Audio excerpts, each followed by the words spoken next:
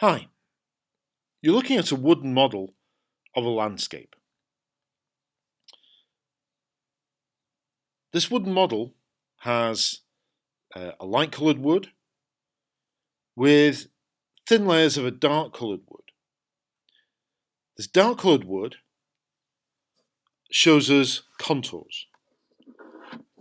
If we look at this model from the side, we can see that the contours are all horizontal.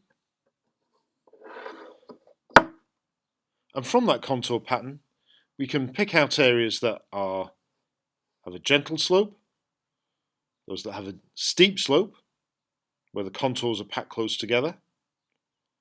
We can see we have hilltops where we have ring contours, and we have a valley where there's a V shape in the contours that points uphill.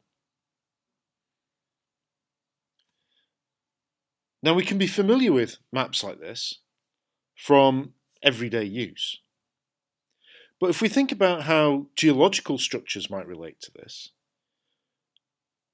and we think about what's actually happening underneath the surface, we need to think about how that geological structure would interact with this landscape to create the patterns of outcrop of different types of rock that we see. Let's start by looking at the most simple structure, where we have beds that are horizontal. This model shows us horizontal beds. If we look at this model from a side or cross-sectional view, we can see that the height of these layers of darker wood, representing these different beds, are parallel to the base. They don't change in height. So these layers are all horizontal. And it doesn't matter which way we look at this model, the beds are always horizontal.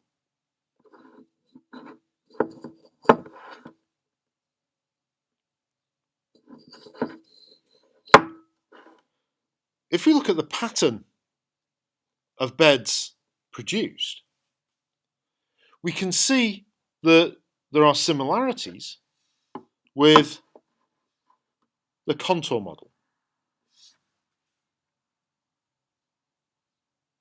where we see a gentle slope, we see these beds spaced widely apart.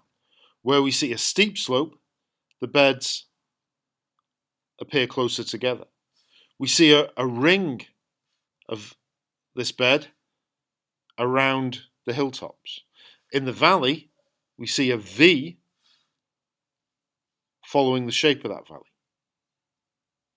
In fact, for horizontal beds, because their height doesn't change, these follow the pattern of the contours.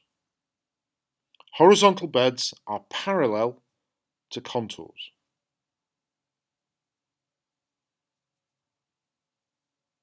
Because the height of the contour doesn't change, and the height of the bed, if it's horizontal, doesn't change, they are parallel. So we can always recognize horizontal beds, either because they follow contour patterns, or where we see the symbol for horizontal beds on the geology map, which is usually a cross symbol.